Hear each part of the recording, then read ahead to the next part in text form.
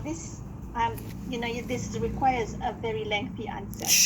So Get maybe Dr. sweet. Navin Yeah. can give you a personal call. How do you educate, convince patients who refuse insulin? Okay, a very short Short one, answer. yes. So we have to understand what's the root cause of their non-acceptance of insulin. Most of the time, even there is a study that's been published by barriers to insulin therapy is actually needles. Okay, a lot of times is needles injecting. They feel that the needle is actually very long, very painful and all that. So we have to show them that it's actually almost painless. And we have micro fine needles now. Okay, so we have to go straight to what are the issues. We have to ask the patient what they are scared about. A lot of times they'll come out saying that actually needles. So we have to address this. And also stigma of injecting. We can tell that actually you can bring the insulin wherever you go, and then you can go and inject it at a private place, and then so these are the issues. The other thing is we have to brand insulin. It's like a branding. We have to brand insulin as something good, like also what Dr. Fu said. um if we will tell this patient now with this A1C of probably 11 or 12%, with this fasting glucose of about 10 and all that, you're already on a maximum dimicron and metformin, for example, and probably on a third agent. Probably there's not much some more that you can go. But you also still want to go out to parties or functions, and you want to have this life, you want to eat and all that.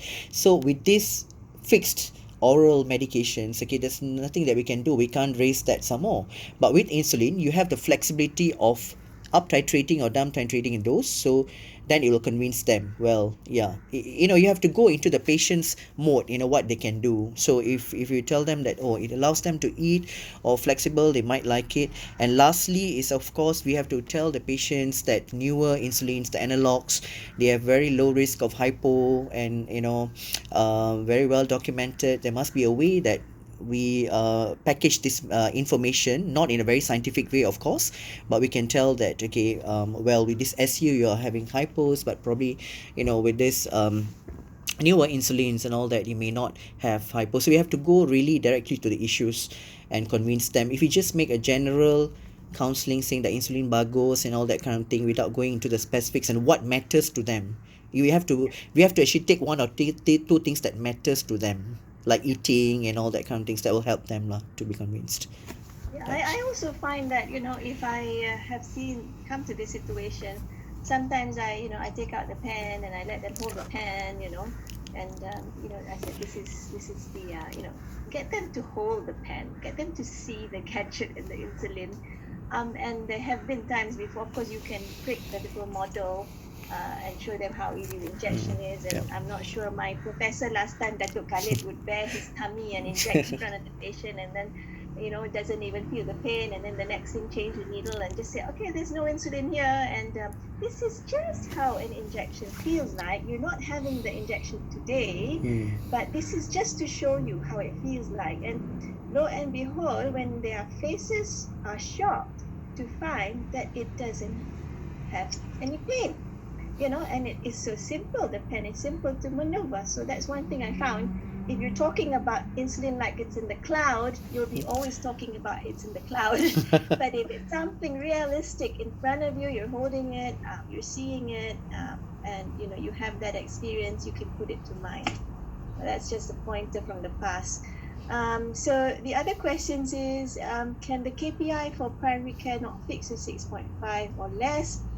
This has been heatedly debated. I have tried my best to push it up to 7, but you can't fault the policymakers. They just need a target to put, which is acceptable, for them to collect data. Yeah, and for that you can actually then compare, because 6.5 is probably what other countries use. Yeah, but it doesn't mean that you can't individualize A1C. And we, of course, for insulin users, we need to individualize their A1C targets for everybody in diabetes. Yeah, but as you can see now, I showed you a slide which they looked at, the spread of A1C, what is below 6.5, what is 6.5 to 8, what is 8 to 10, what is more than 10. So wherever you are practicing, you should have an idea of that spread in your center and address those with above 10 really need focus and time. Those between 8 and 10 also need help, and those maybe below may need less help, something like that. There must be a stratified, way to address different individuals. In terms of price of glargine stroke KTM settings, patients' criteria for choosing glargine,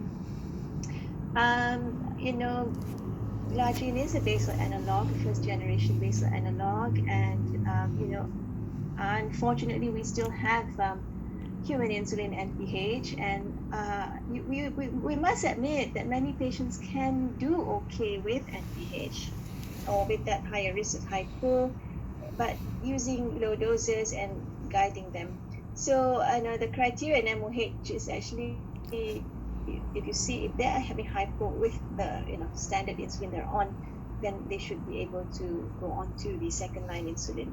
If you feel that they are already in a very high risk hypo group, we recognize in the HAT study, which didn't actually differentiate who's on human and who's on analog, then they should be offered first line. And I'm sure in private practice, hardly or zero use of probably human insulin, both as outpatient and inpatient. Private practice, everyone's using analog insulin for the sheer fact that the hypoglycemia risk is markedly less than human insulin. Yeah. So maybe future might be different. Let's address Kwan, who asks, how do you counsel patient if patient keep worrying about hypoglycemia post-insulin injection and tend to eat more? Okay, so I maybe my panelists can choose to answer that one. Okay. About hypo, yes, it's very common that Yeah. patients, they have already set in, but probably they had a bad hypo episode probably a few times during the day. Usually, probably happened before lunch. And then they actually try to actually overcome that by actually taking meals in between. Of course, it is also important for us to actually prevent any hypo episode. So why hypo is happening, of course, the first thing you need to do is actually you have to look at the dose, whether if you can do something with the pre-breakfast dose and something to ensure that they get a good pre-lunch reading but also no hypos. But in the meantime, okay, in the middle part of the day, actually they still can snack. Of course, we can advise them what kind of snacks that they can take, the portion and all that, so that they don't go into hypo, and but at the same time their sugars are not raised that much lah. Okay, and the third thing is actually when they say they're going hypo at this particular time at 10 or 10:30 or something, it's important to ask them to also check their glucose at that time. What is the reading? Are they really having true hypo, or is it just their perception, or is it just a relative hypo? We do not know. Then we can actually advise them. Yeah, but patients tend to worry because hypo can be very terrible. So if they have 2 or 3 times hypo, actually they will definitely want to do something. And then when we don't advise them to eat properly, they will actually load the carbs and eat a lot. Yeah, they'll have another problem maybe. Okay. Yeah. Right. So patient education is important, dosing, and the type of insulin we use, I guess, especially with analog insulins, they're much less hypo. Mm. How about this one? If who would like to answer, for patient with financial constraint, how frequent should we advise them for SMBG? Yeah, this is a real life question, Yeah. which is very prominent in the KKN setting. First of all, I think you need to get them to understand the priority. They are on insulin, especially with their multiple injections, SNDG is compounded. So first thing we've got to get them to get that, like they need to do SNDG. They can't be popping up in the clinic every 4, 5, 6 months and then ask the girl, what's my A1? The A1C doesn't tell you a lot of things at all, right? I always tell the patient SNDG is actually more important than A1. If they're on multiple exam. And after they agreed, and then they, of course, they will always tell you, I can't afford the script and stuff. So there's always a lot of program at KKM where you can actually get register without paying, but you can just buy the script. So if they come and tell you, oh, I can't afford even one script a week, look at what gadget they're using. So a lot of times they may be smartphone, and it's about a priority. If you can afford to a smartphone, why can't you spend 30 to 50 ringgit a month on script?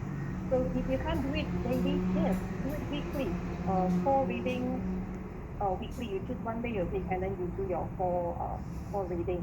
So if you do the math, it's about 30 to 40 ringgit a month. So that amount of money is actually a lot less than what you spend on other things like gadgets and stuff. So if they come and tell you I don't even money to buy food, okay, so then you go and refer to your social worker. You know that this patient is really hardcore food. But I guess it's about engaging the patient and try to get them what. All right. Yeah. Sorry to interrupt, Dr. Zanaria.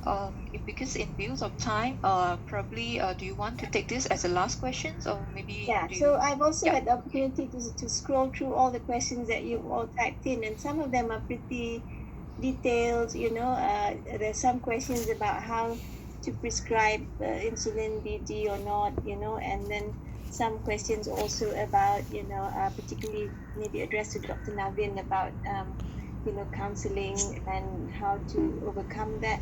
So I guess we could address them in our, we could look at them later and reply them, and hopefully that can be relayed to a specific people. The one that you have in front of you is what would you advise for insulin use in geriatrics, CKD patients with low appetite? Yeah. So, in the geriatric population, define geriatrics, the older the patient gets, I guess you are concerned about other organ function and also risk hypoglycemia. And if we talk to the geriatricians, they're very, very, concerned when older patients are given difficult insulin regimens. Yeah, and I'm actually particularly concerned. Sometimes I have 70-plus-year-olds, near 80-year-olds on basal bolus insulin, and I question, the doctors, why are we giving such complicated regimens for these patients? So please be careful that I think we need to simplify insulin regimens, make it safe for these patients. And there is, some patients, especially the elderly, would benefit from certain oral medications like DPP-4 inhibitors. Yeah, but certainly, the targets may not be as tight. Definitely is not as tight the older the patient is. That one we are aware. Yeah. So I think there's more answer to this question, but just be cautious about being too aggressive in insulin therapy in the older patient.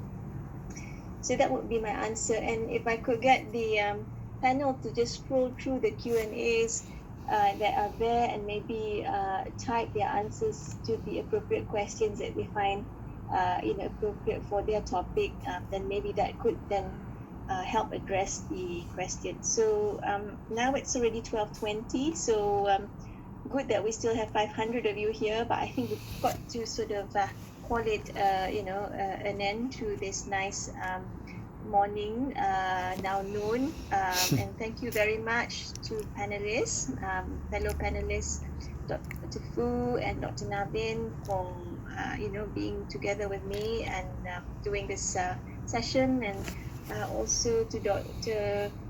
Chu and to the rest at Sanofi. I sort of very grateful that this is possible. So maybe I'll hand it back to you.